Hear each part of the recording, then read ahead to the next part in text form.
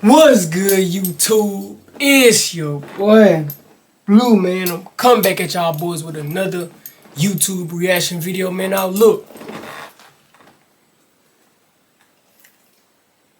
They call me consistent Blue. I'm no longer Blue. I'm consistent Blue, bro.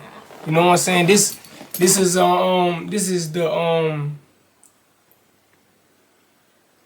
I can't really speak at all because obviously I got this little blister on my lip.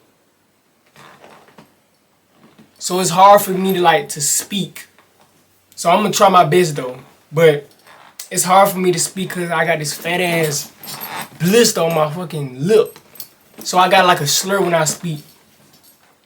But no, obviously this is a reaction video, obviously. What we reacting to?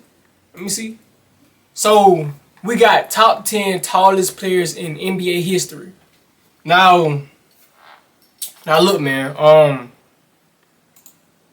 I've been watching basketball since I was like probably 8 years old. When I was young, I know everything a lot about basketball, bro. And I think Manute Bol is the tallest. I don't know. I'm not sure, but he's definitely top 3. You know what I'm saying? Manute Bol,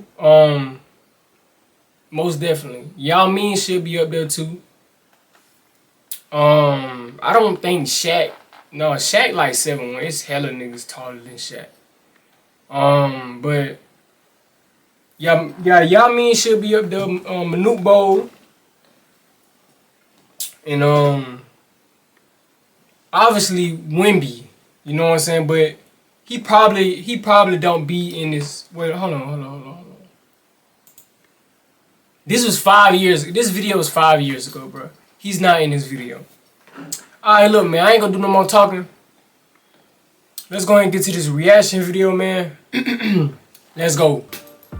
When an average person stands next to a basketball player, they often feel like a dwarf. The average NBA.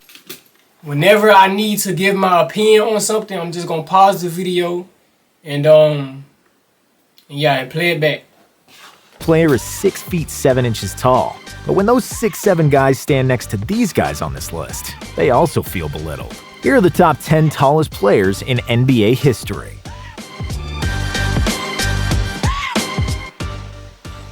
Boban Marjanovic, 7 feet 4 inches.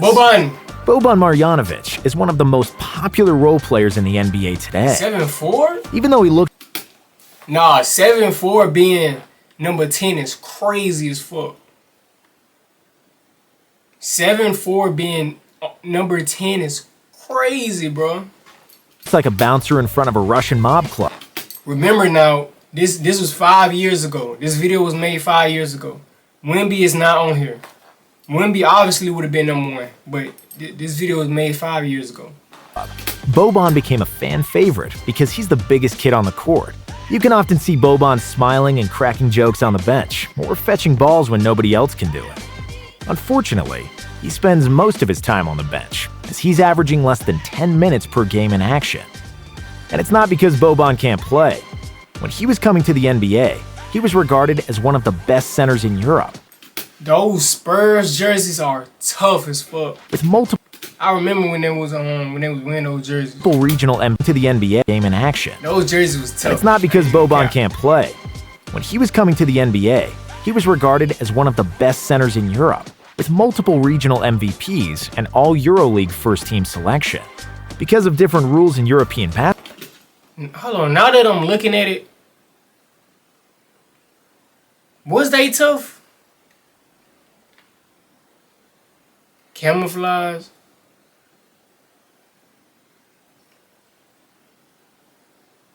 I don't know. The NBA. I swore back then them hoes used to look hard. Now that shit look that shit look a little ugly now. He was regarded as one of the best centers in Europe, with multiple regional MVPs and all EuroLeague first-team selection. Because of different rules in European basketball, Boban was able to stay parked in the paint and dominate the game from the inside. In the NBA's pace and space era, he's constantly forced to run after smaller players, which doesn't play into his strengths. If he played 20 or 30 years ago, he would probably be one of the best centers in the league. Today, he's not playing much, but which other centers can claim that they kicked Keanu Reeves' ass in John Wick 3? He was in John Wick. I forgot about that. You can get into He sure was. 3.6 GPA. 90. Sim Bhullar, 7 feet 5 inches. Sim Bhullar is a Canadian professional basketball player and the first player of Indian descent that played in the NBA. And as you might have guessed, Sim Bhullar is really tall, standing at 7'5", and with a listed weight of 360 pounds. After 2 years at Mexico State, he declared for the 2014 NBA draft, where he went undrafted. But because the owner of the Sacramento Kings, Vivek Ranadive, is also Indian, the Kings picked him to play in their summer league team. Of course, the mostly for marketing Kings reasons. picked him up. However, Sim Out of all eventually made the teams. roster on a 10-day contract. He played in 3 total NBA games and 3 total minutes. Pavel Podkolzin, 7 feet 5 inches.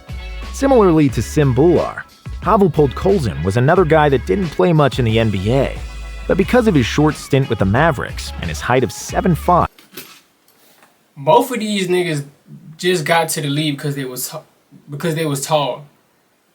Now look, I know Boban. That's his name. The first one, I know him. He done made a few plays here and there, but these two guys, the only reason they in the league or they got in the league because they height. he's a member of our list. Dead Pavel ass. started his career in the Russian 2nd Division and also played in Italy before declaring for the NBA draft in 2004. He actually got drafted pretty high, with the 21st pick by the Utah Jazz, who traded him to the Mavs on draft Of night. course, the Jazz pick him He up. ended up playing 6 games for Dallas, for a total of 28 minutes and 4 points. He's still a professional player and plays in Russia. Chuck Nevitt, 7 feet 5 inches. Unlike his 2 7'5" NBA counterparts, Chuck Nevitt had a significantly longer NBA career. However, Now look, this is older. I don't really. Damn, I never knew. So this had to be like 19 where? The 1980s era? Magic Johnson era right here? I never knew a 7'5" was in this era. his minutes average looks similar to those of Bhullar and Podkolzin. He was a Chuck Norris. I don't know, Chuck, whatever this dude name is. This nigga was supposed to be damn near the GOAT. What the fuck? Cause it's like, if you think about it, it wasn't that much tall people back then. Like being 7'5" in the 1980s, like what the fuck? However, his minutes average looks similar to those of Bhullar and Podkolzin. Even though He Nevitt was stayed been on the a- NBA damn near rosters this for Michael 9 Jordan, what the seasons, fuck? he played in only 155 games, with the average time of 5 minutes on the court. Despite the lack Why? of playing time, he was a very popular player in his playing days, as many people wanted to stand in his presence and feel really small, which is a virtue of all players on this list. Why would you give a 7'5" player only 5? Why? Like that's your Being 7'5" in 1980 is crazy. Nevitt won the title with the Lakers in 1985, despite not playing a single minute of the postseason. Regardless of that, he's the tallest player ever with a championship ring, which is a quiz-worthy fact to remember. Sean Brown. I don't understand how he didn't dominate. Was it injuries? I need a backstory on that. Cause Chuck, whoever that was, he was supposed to dominate. Bradley, 7 feet 6 inches. Let me get you a cold one. 7'5" Try one in of these. That 1980 is the best buffalo wing in the county. You eat buffalo? No, it's just in the league. Standing at 7'6", Bradley was the third tallest player to ever run on the NBA hardwood and instantly became a household name. It's hard not to notice a 7'6" guy. I think but I Bradley remember was him. also a decent player, a premier shot blocker. He once blocked 14 shots in an NCAA game, which is I a remember record him. that stands to this day. Bradley was also attempting to swat anything near the rim, but unfortunately for him, This also turned him into a poster boy for being posterized. Due to his size and somewhat nerdy looks, he was a target for most athletic wings who wanted to get a 7'6" guy on a poster. Bradley was drafted in Philadelphia, but left the biggest mark in Dallas, where he played for 9 seasons. He was averaging 8.1 points, 6.3 rebounds, and 2.5 blocks for his career, and remained a known figure among basketball fans worldwide. You may also remember him from Space Jam, where he starred alongside Michael Jordan and was one of the players whose talents were stolen by the Monstars. Yao Ming, 7 feet 6 inches. Yao was the best player on this list, the biggest Asian basketball star of all time, and one of the biggest ambassadors of the sport, literally. Yao Ming's parents were one of the tallest people in China, both former basketball players. Under the socialist regime of Mao Zedong, they were almost forced to marry and produce offspring.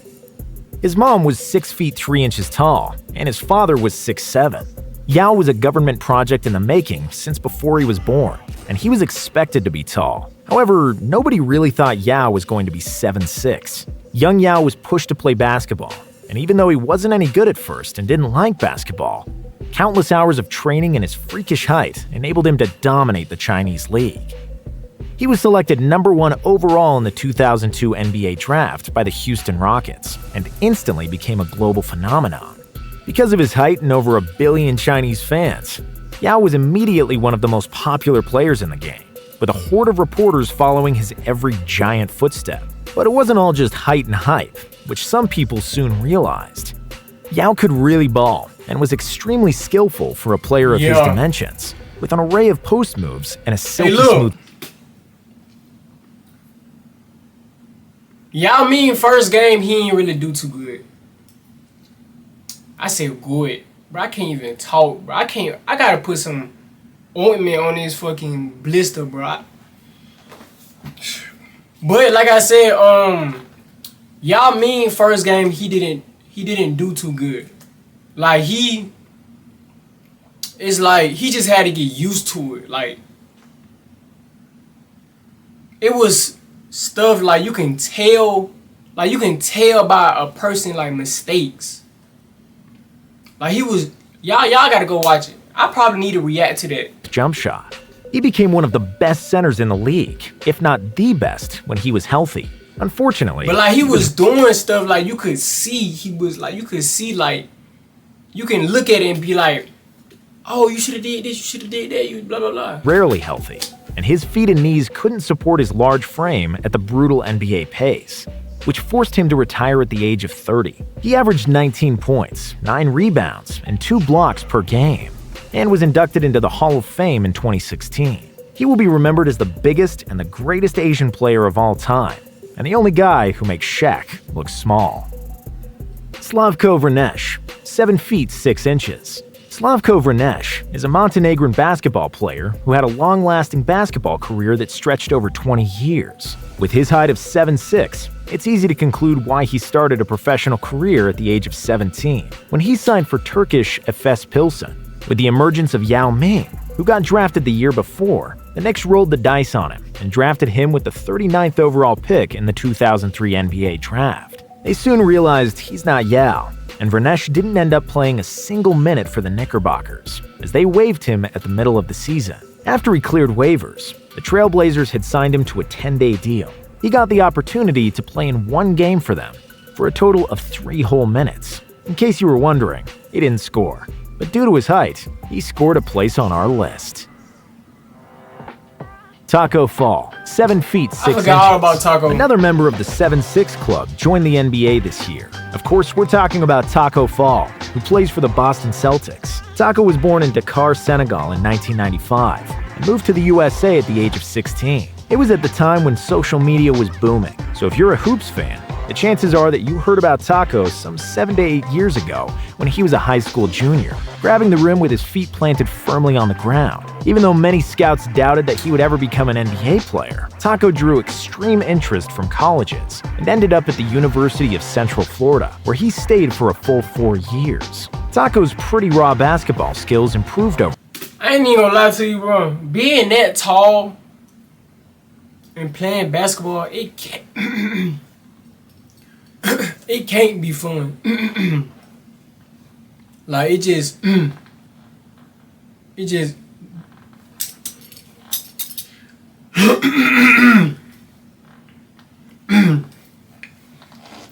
being that tall and playing basketball can't be fun. It can't. For time, and became one of the best defensive players in college basketball, and won AAC Defensive Player of the Year in 2017, and helped his school win the first game ever in the March Madness tournament. Fall declared for the 2019 draft, where he set up records for height, wingspan, and standing reach at the draft combine. However, he didn't get picked in the draft. Instead, the Boston... I would, as long as I live on this earth, I would never understand how can a tall nigga not succeed in the league?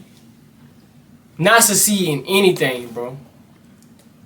Bro, just get a board. You the tallest nigga on the court. Oh my God, just get a rebound. They throw it to you in the paint. The goal right there. I would never understand. I swear, bro. And yes, I've never played an NBA game. No. But my nigga, the goal is right there. You 7'6", bro. I would never understand it, bro. I would never understand how niggas, how they just don't succeed. And you gotta understand, some tall people, they move weird. You know what I'm saying? They move a little weird. And Yao Ming, he never like moved weird. So I feel like that's why Yao Ming was like successful in the league, because he moved just like a normal person at his height.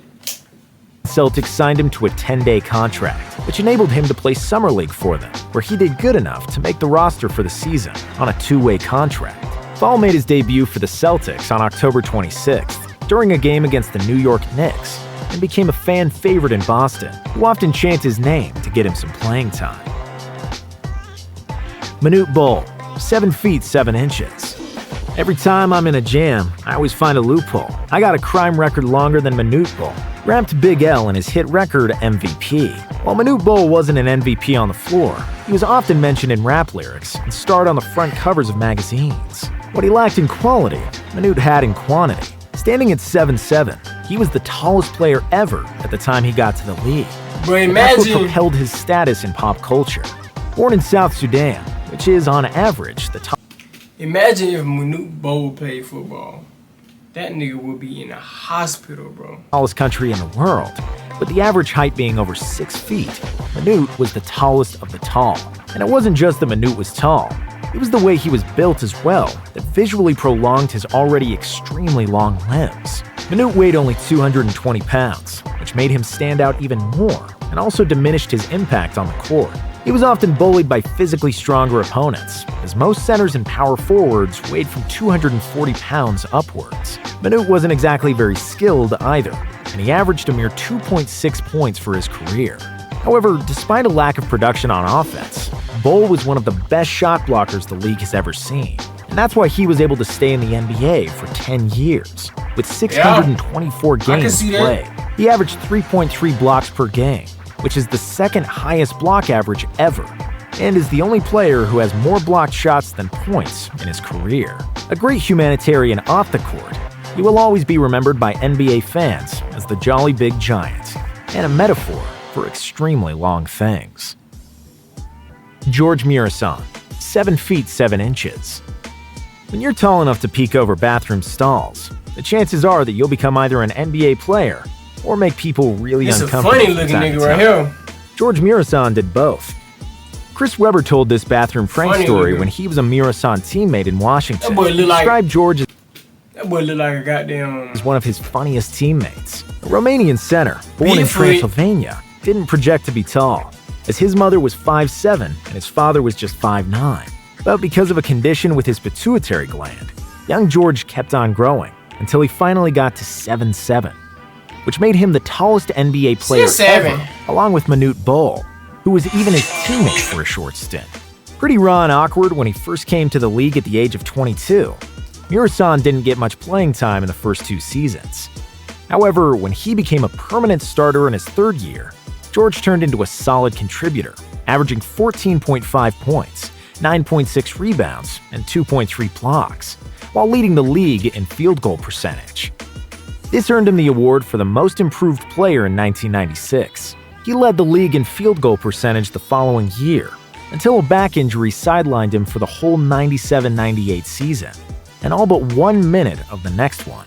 After his recovery and acting debut alongside Billy Crystal and My Giant, Mureșan finally came back in the 1999-2000 season, but he was only able to play 30 games for the Nets before calling it quits because of the foot, knee, and back issues, which are common for basketball players of that stature.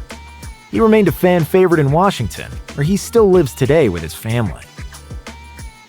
Alright, man, that does it for the video, man. Look, man, this was a good little video, you know what I'm saying? Me loving basketball. This was a great video to me.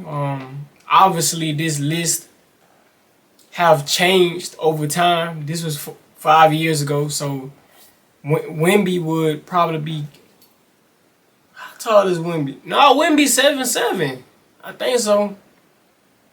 I don't know, but the list would definitely be changed because more players have come. But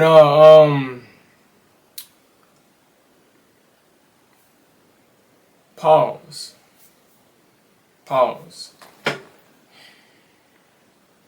But no, man, I hope y'all boys enjoyed this video. Make sure y'all boys like, share, subscribe. And I'm out, man.